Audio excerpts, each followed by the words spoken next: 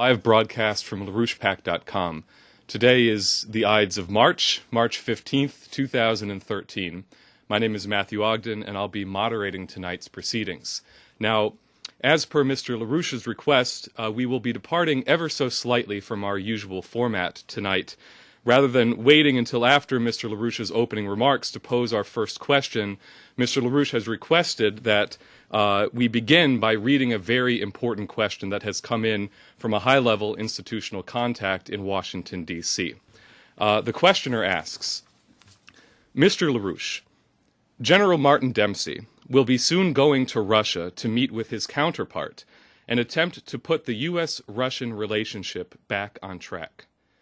This effort is part of a broader attempt by a network of current and former defense and diplomatic officials to revive U.S.-Russian cooperation. This effort obviously intersects efforts by Russian officials to promote international cooperation on asteroid defense and coincides with the upcoming 30th anniversary of President Reagan's SDI speech, which you were deeply involved in shaping. You are very familiar with the situations both in Moscow and Washington. What advice do you have for General Dempsey and the others attempting to reestablish U.S.-Russian strategic cooperation? Good. Well, first of all, no sane person is going to seek a war with Russia or other nations at this time. Only a dangerous lunatic would even prepare for such a war. Now, what General Dempsey has indicated, at least according to this report, and I think it's an accurate one, we recognize that the time has come. We cannot actually fight war, especially not world war, especially not nuclear war. And those who think that they've got a clever means of hitting first and decisively are really idiots. They haven't learned a lesson which many of us learned from the experience of Khrushchev in the 1950s. When Khrushchev who was actually a British asset, this is an interesting part about it. I happen to be informed on one of these kinds of things from time to time. But Khrushchev was actually working for the British and had a contact of 4 representatives from Russia, or from the Soviet Union at the time, with this connection with Bertrand Russell.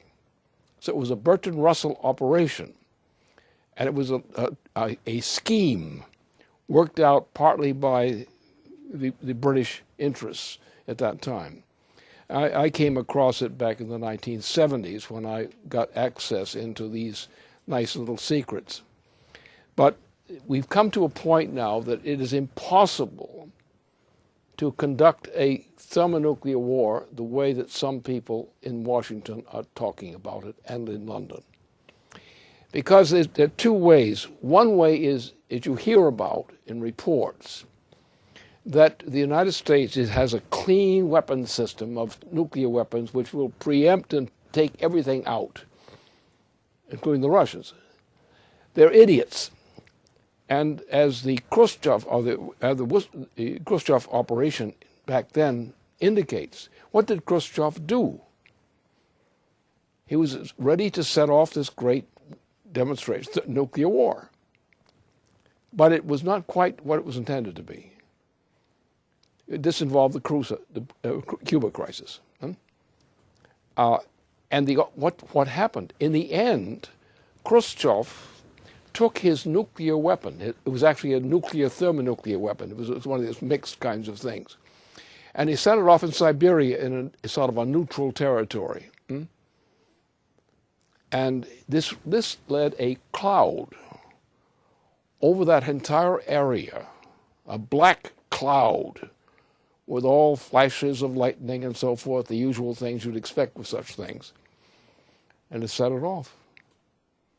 Now, this continued to operate for a period of time, several days, in which this black cloud over this entire region continued to spread. Now, the significance of that is not what I'm talking about really, but that indicates what the problem is. Somebody who's faced, say, someone with the United States and Britain, because that's what is the Queen of England and Obama are the two people who are indicated as the provocateurs of World War. Now, when they talk about a clean preemptive strike by the United States, they forget the alternative. And this little lesson from Khrushchev's little operation in Siberia warns us. There's several things you can do. A desperate nation will not worry about having a very clean, quick bomb. They will go out to make the world as a whole as messy as possible. A prolonged thermonuclear operation running over a matter of weeks. And that kind of thing is just as bad, and worse, actually, than a clean shot. But if you threaten China, 1.4 billion people, you threaten India, over 1.1 billion people, what are you going to get if you say that you're going to do a one-shot quick kill of Russia? It's not going to. You're going to get they have the option of making the whole world an unwholesome mess, including the United States. So this whole idea of going into a preventive war, we've heard about preventive nuclear wars beforehand, and that's more chatter of the same thing. Now, people like General Dempsey understand these things, obviously. The time we can have an actual thermonuclear war on this planet, when you consider the two alternatives, one was the so-called quick kill thing, the other one is the long kill thing. And the desperate nations will go to the long kill alternative because it's the only alternative that's left for them. So therefore, the time has come. This war business is over, or should be over. Because if it's not over in one way, it's over in another. We have to change the whole system. The time in which we can continue to conduct major warfare, so-called strategic warfare, no longer exists. And that's the motive I would attribute to General Dempsey and others who know what this whole business is about. And the freak show specialists who've got their little gimmicks can't cut it. But the time is when there's no reason for the war, none whatsoever, except some insane people like the Queen of England, people like that. And Obama, of course, who was nothing but the same kind of a wretched creature. So therefore, the urgent issue is we have to decide, are we going to save civilization? Under those conditions, I would think that a team like General Dempsey and so forth, coming into Russia would find that with Russia, there would be an easy agreement on certain alternatives to thermonuclear war. That is a real option. The problem here is that we're on a program now under this president and under the Queen. The Queen is the real evil person in this case. I mean, Obama's evil, but he's not very bright. The Queen is sly and a killer. And she's an empress. Therefore, the time has come to kill this whole idea of having this war. We've got to change the policy immediately to enhance the security of the human species. And if we don't do something like that now, if we let this whole economic crisis proceed as it is proceeding now, realize that the United States is on the verge of a breakdown crisis, an economic breakdown crisis. All of Europe is in the process of a current breakdown crisis. Look at what happened in Greece. Look at Spain. Look at Portugal. Look what's happening in Italy now. And so forth and so on. Also look at this joke show which is going on in the area in near Asia. You have what they're piling in with one of our own members of leaders, in the administration. And they're extending the operation against Syria. What they're doing, they're idiots. Absolute idiots. Because that kind of logic applies to that situation. And if you get into this kind of situation, you'll find that nobody's going to win a war. They're all going to lose a war, commonly. And the time has come when war, or general warfare, as such, is no longer possible to sane people and sane nations. The time for that has ended. If anybody pushes for an action which goes in the direction of warfare, they should be, you know what? They should be just taken out of office, put out in some prison someplace where they can no longer commit major crimes.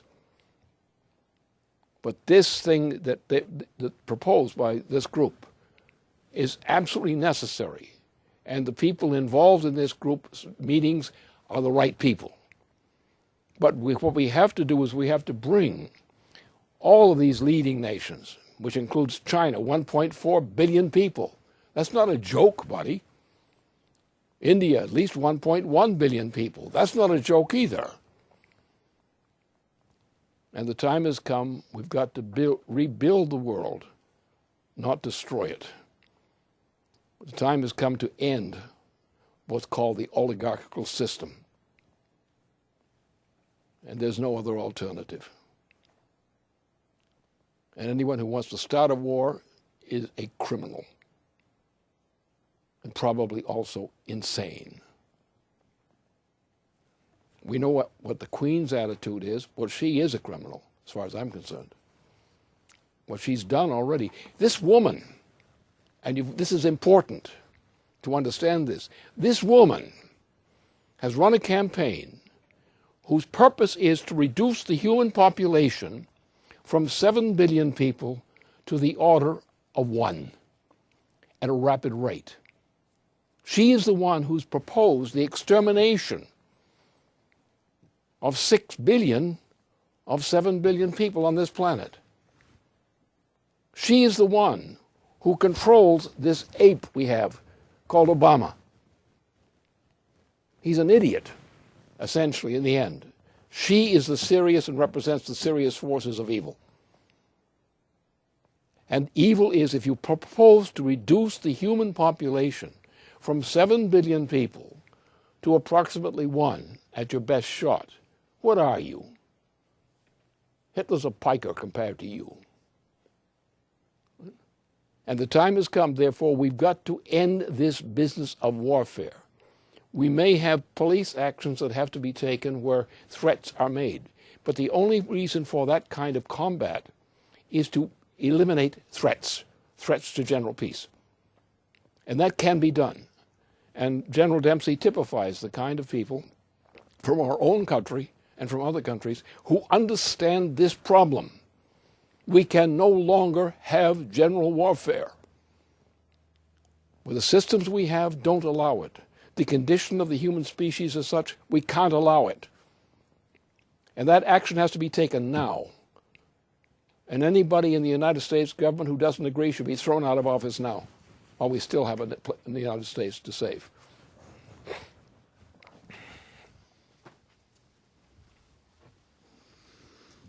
Thank you very much. If you're just tuning in, you're watching a live webcast from LaRouchepack.com. Now, I would like to ask Jason Ross to come to the podium to present a question, which is a very relevant follow-up to the remarks that you just made.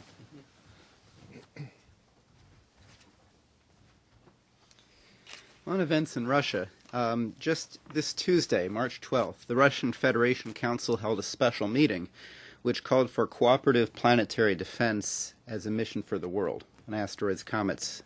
This was first proposed by, as we've covered, Dmitry Rogozin back in fall of 2011 as an alternative to the missile defense deadlock between U.S.-Russian negotiations.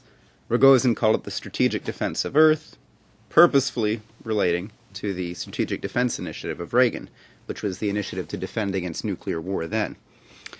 The Federation Council said that, quote, according to assessments of numerous Russian and foreign specialists, the likelihood of a crash of the Earth with large cosmic objects, asteroids and comets, is a given, which can not only lead to the creation of natural and technogenic emergency situations, but also to a catastrophe of global dimensions. The discussion in the Russian Federation Council included the need for both Earth and space-based sensors, as well as specialized telescopes. The Energeia Rocket Corporation reported on the need for super-heavy launch vehicles, saying that now the best plans are for the U.S. to have a 70-ton launcher by 2017 and a 130-ton launcher later, if at all. A speaker from the Russian Academy of Sciences remarked that we had only found about 2% of the potentially threatening objects so far. We don't even know about them. A military nuclear warhead expert spoke on the need for thermonuclear explosions as a requirement for being able to move larger objects headed towards us, which will require reconsidering international law, such as the Test Ban Treaty. The Minister for Emergency Situations, he spoke on the need for international cooperation in the field of early warning systems and for the implementation of the IGMOS proposal, the International Global Monitoring Aerospace Systems. Now, this useful discussion has either not been covered or has been miscovered in the Western press. In the U.S., among our press and institutions, there's been nary a peep, and while other agencies, such as some of the British press and AFP, they've presented it as though it were the Russians proposing to do something on their own, even though they've been very clear that they're calling for an international cooperation. So let me ask you this. In the U.S., our House Science Committee is going to be holding a hearing this Tuesday, on March 12th. Their planned speakers include Holdren, the White House science advisor, as long as he doesn't get arrested that day again, Bolden, the head of NASA, and General Shelton of the U.S. Air Force Space Command. So let me ask you, what advice would you give the House of Representatives to move forward on this front? What should the U.S. be doing? Well, I think what we're hearing is, in a sense, rather silly. Now, what the Russians are doing in this area, and others are also doing in this area, is they understand the problem we really face. And from my standpoint, I would put the emphasis where I will now describe it. There are other people who have different approaches, but I think the emphasis I will now state is what's needed. The problem is we do not have any assured ability at this time to actually defend Earth against these kinds of threats. Not an assured or even reasonably assured. We are not prepared. We have not done the work needed to prepare for this kind of problem. Furthermore, there's a deeper problem. It's a psychological problem of great depth. We do not have a scientific teams in quantity and quality needed to understand what the problem is. The problem is we're so used to thinking that we're on Earth, we run everything from Earth, or we'll run everything from Earth. It can't be that way. The problem of defense of Earth is a very serious problem for which there is no guaranteed solution. What we have is the best we have is we have an access to Mars. Now, Mars can be a key factor in our building up a system for dealing with a threat of this kind of threat from nature. From nature. We have not been prepared at all to deal with this problem. We have people who understand the problem, but the best people who understood it the best are dead. And so therefore what we have to understand is we have to change the way of thinking. Instead of thinking that from planet Earth and assuming that we from planet Earth are going to deal with all these problems in the solar system, between especially the Mars orbit with all the things that go with that, and Earth, that is not a very good option. We have to actually build up a system which actually treats Mars as an integral part. Not because we're going to have people on Mars. I do not personally intend to put people on Mars right now. It's not a good idea, as my dog would say. Not a good idea. But the point is, what we have to do is realize we have to build up a system within the solar system, which is actually a system designed to deal with this kind of problem. So small shots, good tries, college tries, will not work. We are not presently equipped to say that we could even approximately guarantee the survival of Earth. So what we're getting from Russia on this question is appropriate. But what's not being said, because people are afraid, we presently have no plan for defending Earth against this threat. We can develop it, hopefully, but we have to get very serious about developing it. And before all these other problems that people worry about, any day, or maybe not, maybe so, any day something can come along, and if we have to get rid of it, the problem, and if we are within a year, I don't think we could do it. Therefore, we have to realize that this problem exists in this form. We have to go to a crash program in a defense of Earth, but it has to be based on building a system, which means putting more things on Mars. Why? What's Mars got for us right now? Well, we've got access to Mars. It's our most convenient neighbor for landing. We can put systems on Mars. We can do it from Earth. It's been done. We can deal with the moon. The moon is one of our potential shots in building up a defense of this type, because we have to build up a system on the moon and deploy facilities from the moon based on operations based underneath the cover of the moon. And we can put out more systems, but we have to put out a large number of systems and design a scheme for putting out such systems if we are going to have any reasonable assurance. Because as of now, if something could hit the Earth within 1 year, I don't think a damn thing could be done about it right now. And I don't want to spread panic, because my view is, if you've got the impossible, do it. And that's what we've got to do. But this tiddlywinks discussion about space, and some people don't like the idea of space exploration. Well, let them die.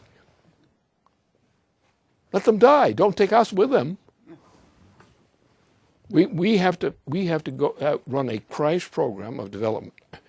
It will require the joint efforts of nations, including China, 1.4 billion people, India at least 1.1 billion people, and so forth and so on. We are going to have to generate a mass program of filling space around us with things that are useful for this purpose. We have to assume that we are almost as good as dead now, because if something is about to hit Earth with a big shot within one year, I don't think we could do a damn thing about it.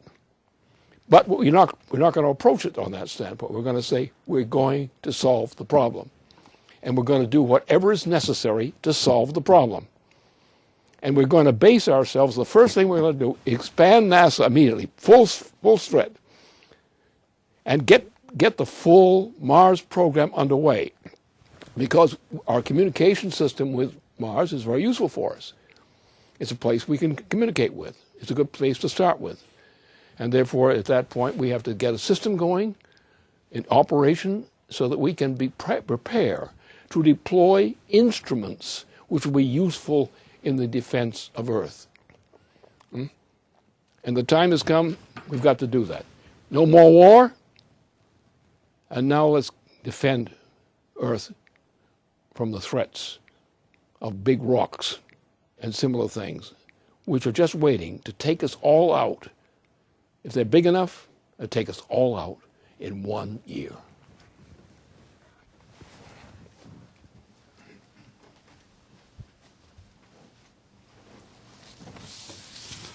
Well, I'd like to return to your initial remarks and the threat of a world war, a thermonuclear war. And I'd like to go back to some remarks that you presented at the National Press Club on November 2nd, right before the 2012 election. And what you posed there was in the form of a forecast. And I'll get to the question at the end, but the parameters of this question are whether what you forecast, whether what you stated at that November 2nd press conference on the threat of nuclear war is, in fact, a forecast. So what you said there is that the Barack Obama's policy is in fact nuclear war, that it is his policy, and we've documented this thoroughly, to force a showdown with Russia, with China. And just in the recent period, there has been an acceleration in confrontation with Russia in particular. And Sergei Lavrov, the foreign minister of Russia, called not only the Obama administration out for its role, the role it's playing in Syria, but other Western powers, including Great Britain and France, who are acting in the same way that the United States, through John Kerry, the new Secretary of State, is acting, which is providing quote unquote non-lethal supplies to the Syrian rebels. And in the case of Great Britain, such non-lethal supplies include armored vehicles. So it was said recently. So Lavrov said recently that as for the possibility of arming the opposition, as far as I understand, it is not allowed by international law. Arming a non-state actor in opposition to an established sitting government is forbidden under international law. Lavrov just made the statement. Yet Great Britain and France appear to be intent on breaking away from the European Union, stating that they are sovereign nations, so they can fund and provide non-lethal support for whomever they choose, because they are sovereign nations. A kind of an ironic argument to make when the question is the territorial integrity and sovereignty of the Syrian nation. But what you stated in your November 2nd remarks is, first of all, that Syria could be the flashpoint for a nuclear confrontation, but there are certainly other flashpoints where it concerns a violation of international law. And currently, there's a United Nations Special Rapporteur on Human Rights, Ben Emerson, who is conducting, from what I can tell, a relatively thorough investigation of the drone program in Pakistan, for example. And he recently came out stating that the United States drone campaign in Pakistan, as a matter of international law, is being conducted without the consent of the elected representatives of the people or the legitimate government of the state. It involves the use of force on the territory of another state without its consent, and is therefore a violation of Pakistan's sovereignty.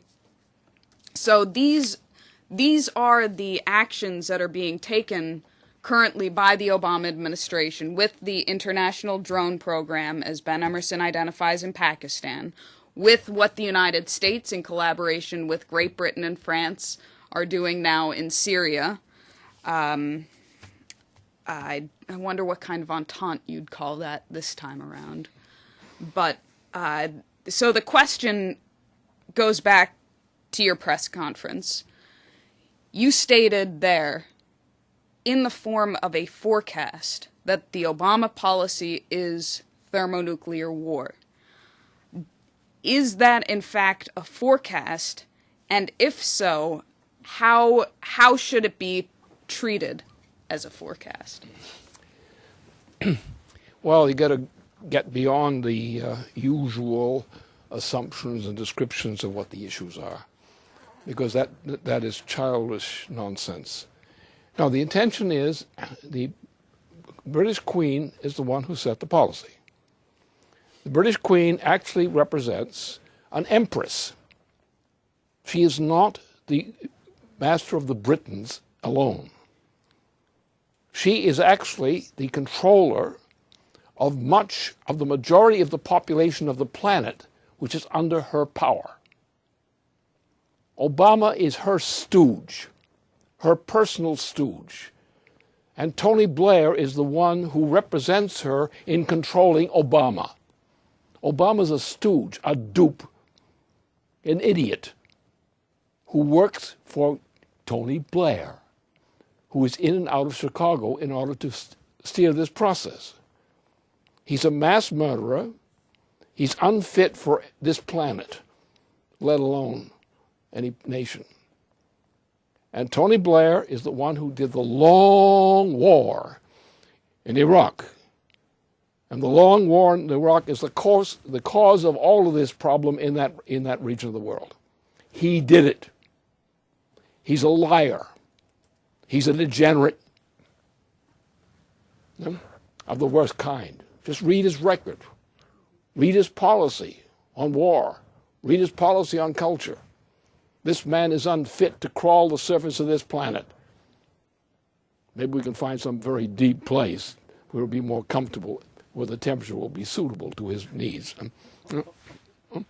But this is the reality of things. We're dealing with the breakdown of civilization. We're dealing with the potential end of civilization, possibly the end of the human species. And we're fooling around with these monkeys on this kind of issue. And to me, it's obvious. When somebody is preparing for war, declares they're preparing for war, and goes to war, I think they mean war. And that's where we already are. We have to bring to an end what this queen represents with her policy, what her agent represents, Tony Blair, one of the most evil men that ever slithered across the landscape of the planet. We're threatened with thermonuclear weapons. We're also threatened with all kinds of rocks and whatnot, which can hit the planet, some minor. But the general assumption is if you have to take out a rock, a major rock, about to hit this planet, you can't do it within a year. We're not prepared to do that. So we're in a situation where we have to suddenly change the thing. Now, the worst part about this is the Queen is so evil. Her policy is, and she declared it again and again and again.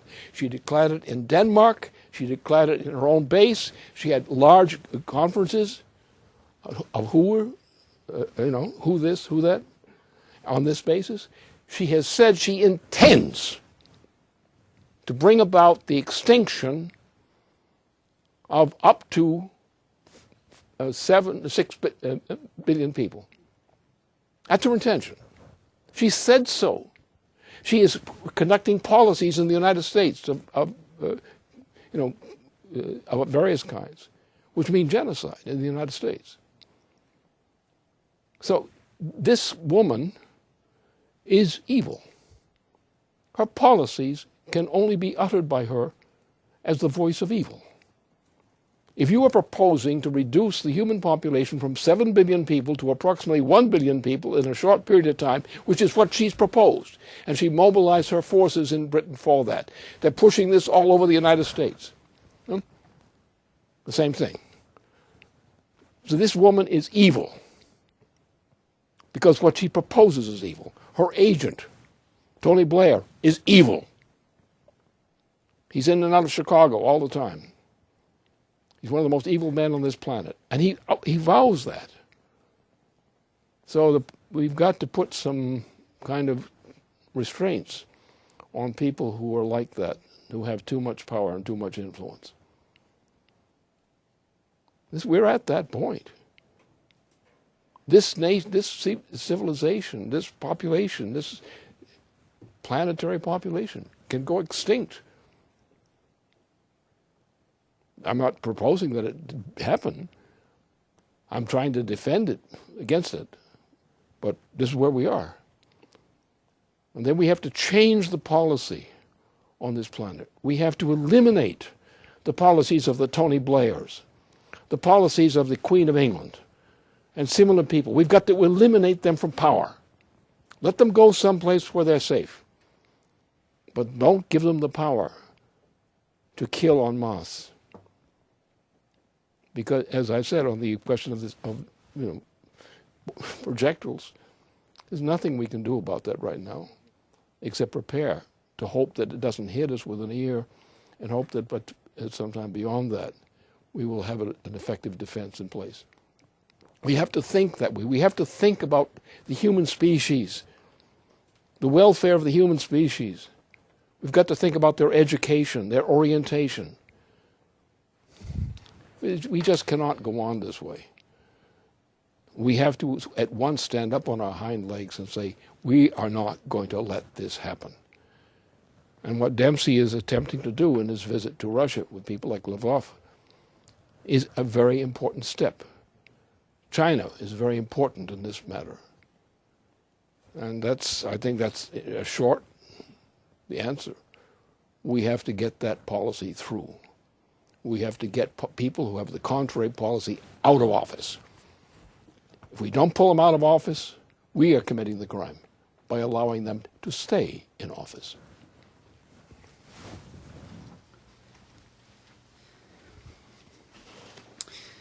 I'd like to ask you about something that prevents serious thinking, the party system.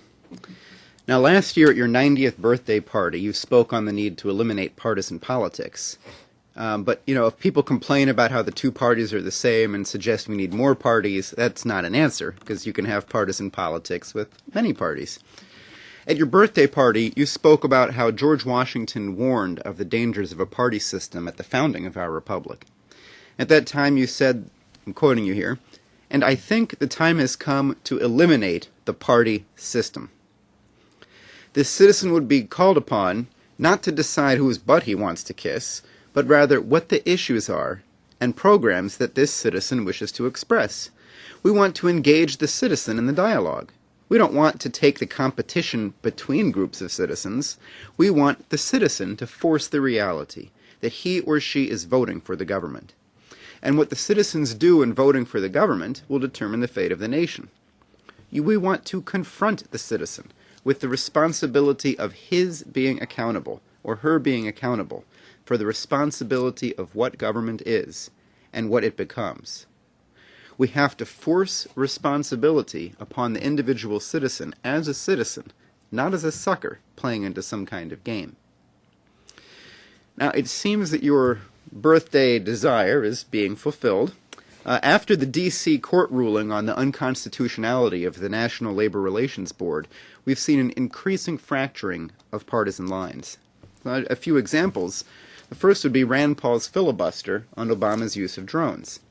As we discussed at the webcast right after that filibuster, Senator Paul was joined by a number of other senators, including Ron Wyden, a Democrat. As was said many times during the filibuster, due process and the executive branch's claims to be able to kill Americans are not a partisan topic. This is fracturing the Republican Party, as seen by McCain and Graham's snotty comments about Paul's filibuster.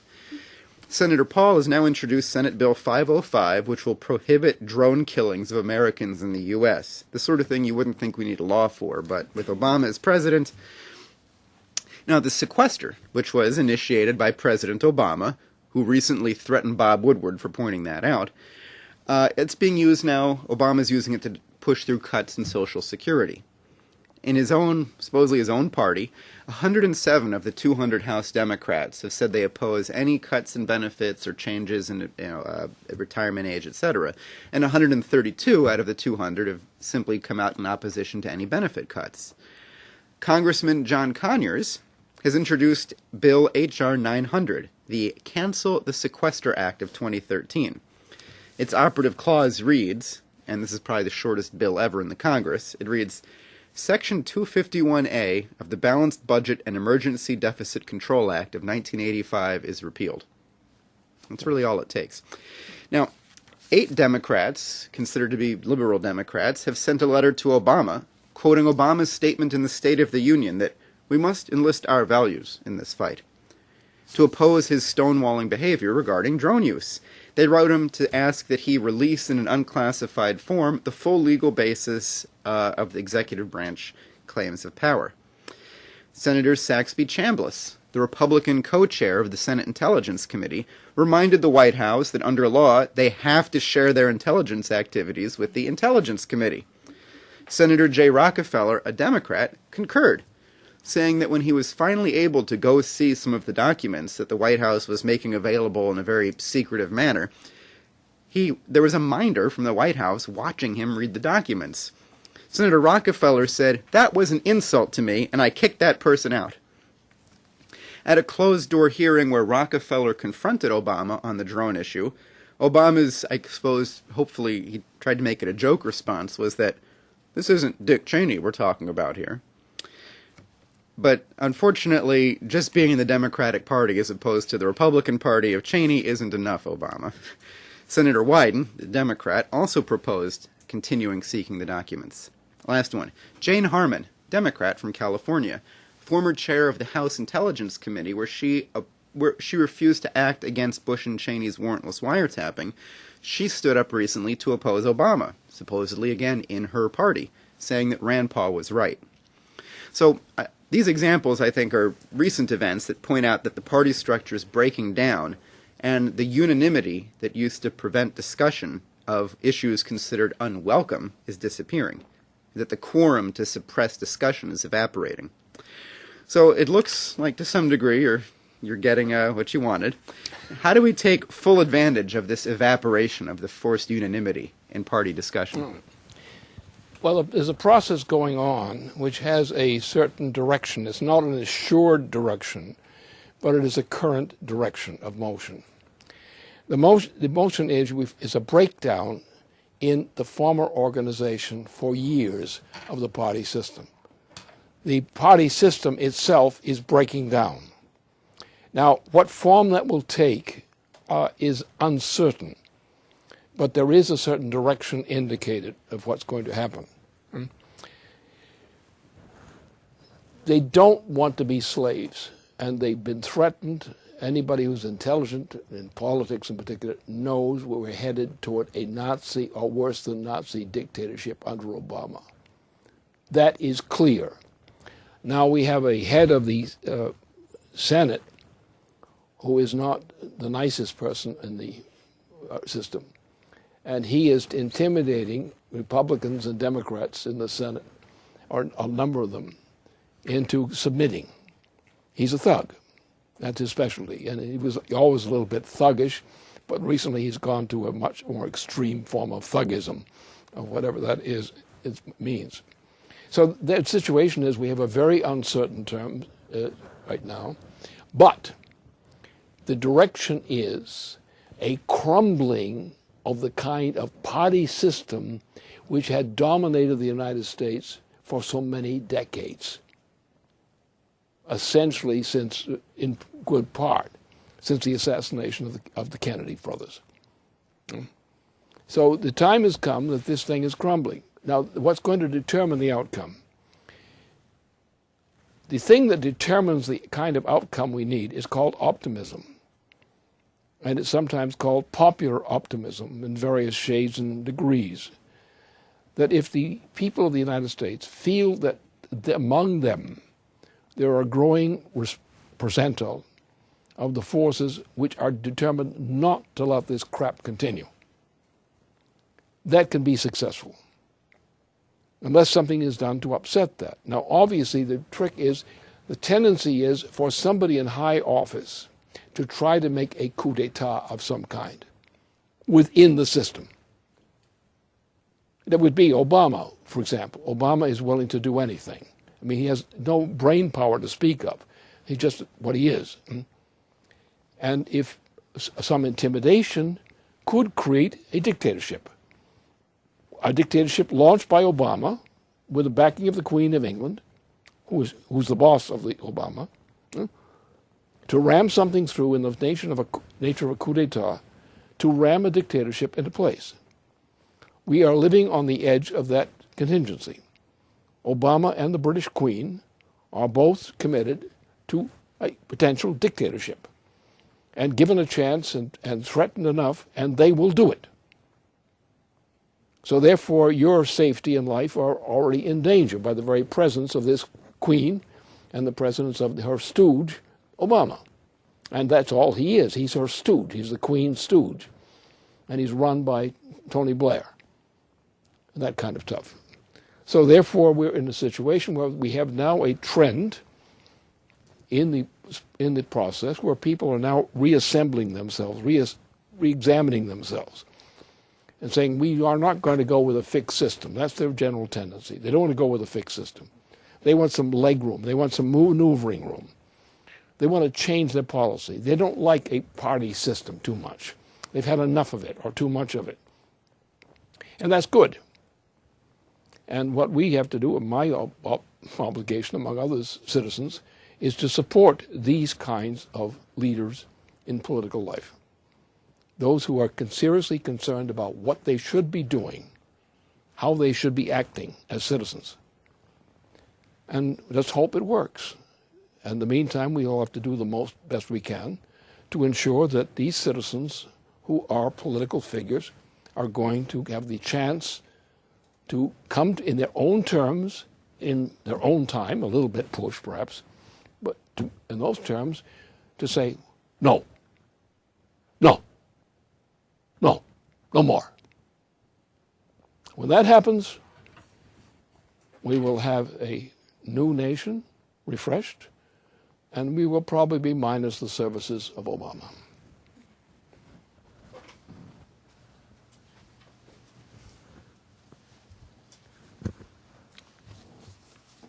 Now, this is going to be the final question of the evening. But don't fret. And this is a question about, let's just call it the royal prerogative that some in the United States have decided to take. That is the authority to make and do things above the law. Now, there's been a lot of reaction to the recent statements by Attorney General Eric Holder on the not just too big to fail banks, but they've now evolved into too big to jail banks. And what Attorney General Holder said recently, he said, "I'm concerned that the size of some of these institutions becomes so large that it does become difficult for us to prosecute them when we're hit with indications that if we do prosecute, if we do bring a criminal charge, it will have a negative impact on the national economy, perhaps even the world economy."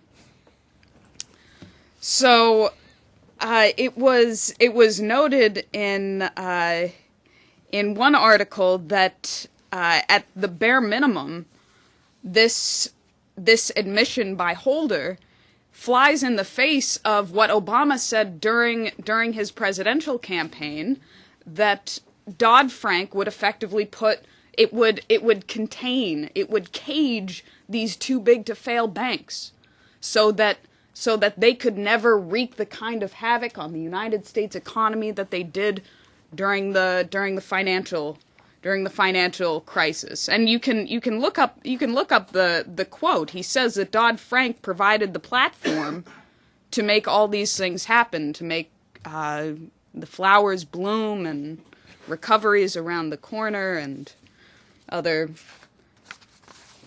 forms of hot air. Now, There was a Wall Street Journal article, actually titled "Drones Over Wall Street," and comparing the royal prerogative, in a sense, my words, taken by the Obama administration in its drone policy as being very similar to the policy for Wall Street, the too big to jail. And the author asks the question, who or what is above the law? And makes the point that if you take this argument of too big to jail, you have to understand what the overall message is. The message is that Wall Street is more important than the United States government, that Wall Street is more important than equal rights under law, that Wall Street is more important than the United States Constitution.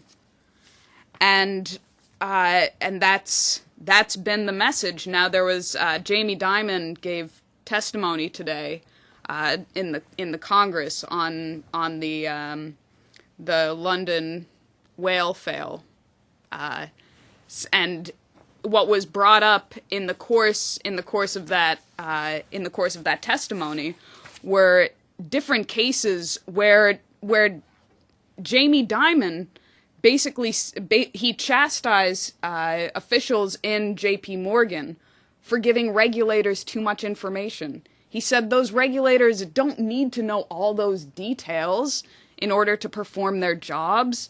They don't need an accounting of our profits and our losses. They have no, in a sense, they have no right. We are above the law. So we have the right to reveal what we wish to reveal to those whose job it is. Anyway, but the question is really what to do with an administration typified by the Eric Holder too big to jail statement, who believes it's above the law, working alongside a supranational entity such as Wall Street, which has also taken the liberty to assume its position above the law. Well, first of all, we should just take those banks that are in difficulty and probably shut them down preemptively, because what you're getting now in these too big to fail banks, they have already failed. So how can you have too big to fail? They failed already. And there's no value in them. The whole thing is complete fraud. There's no value whatsoever. It's simply a strategic operation. And you want to go back to Andrew Jackson, for example, a creature you're acquainted with by information. That what happened was that in that period, you had a trader who ran the whole operation, an assassin, trader, so forth. And they set up a government, the Andrew Jackson government. The Andrew Jackson government was a total fraud. And what it did, it shut down every viable institution of financial significance in the United States. It turned over the control of the national system of banking to Wall Street and Boston. This was one of the problems of some of the early phases of our government, where New England was not always on the right side on this situation.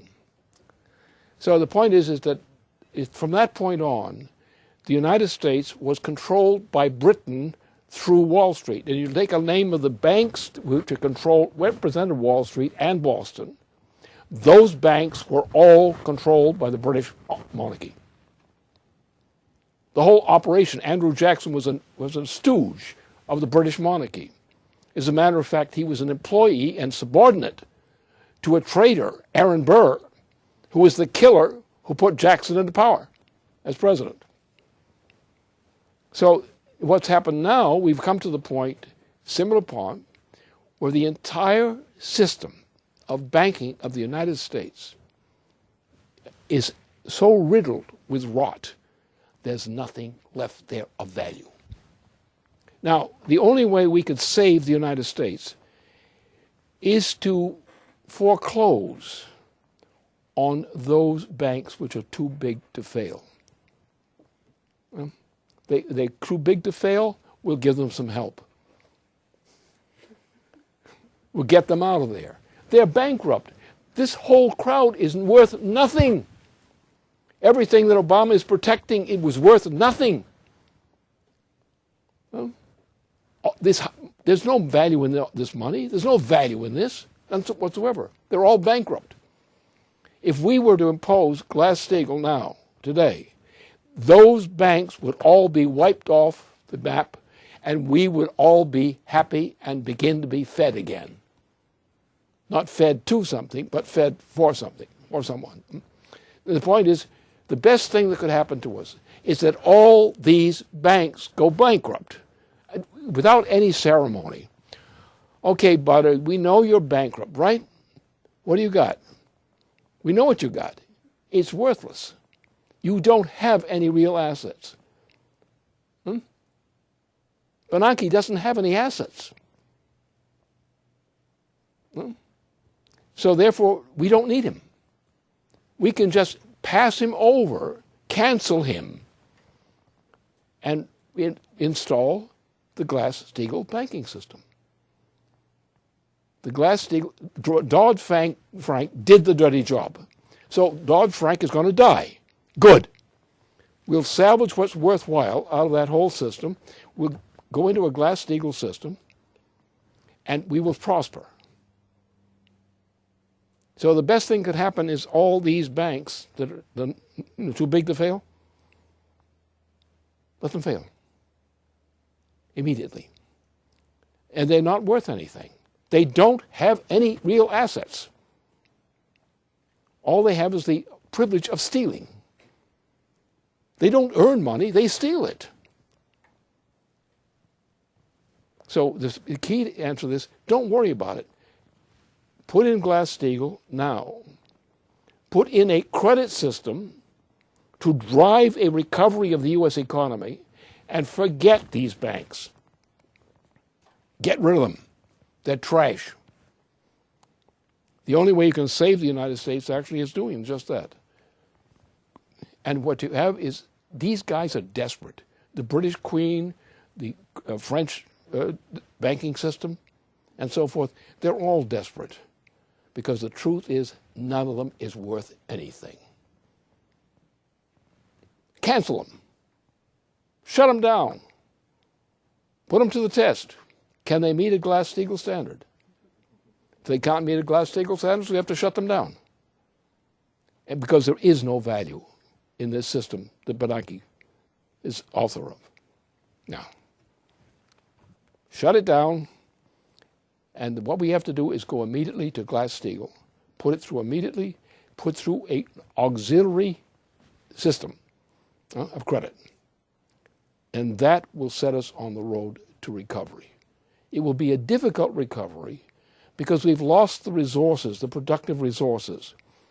We've lost many of the institutions which are precious to us in dealing with our economic needs for our people. So it's going to be a tough fight to get out from under this thing. And we can't afford the luxury of giving anything to these clowns who have raped the United States and looted it. The British get nothing from us on this thing. We get our nation back through Glass-Steagall. We create a Hamiltonian credit system as a supplement to the Glass-Steagall program. That combination will give us every chance that is actually available to us for a recovery. We must do it immediately. The threat to our citizens is too great. We cannot tolerate any more of this stuff. Throw these bums out.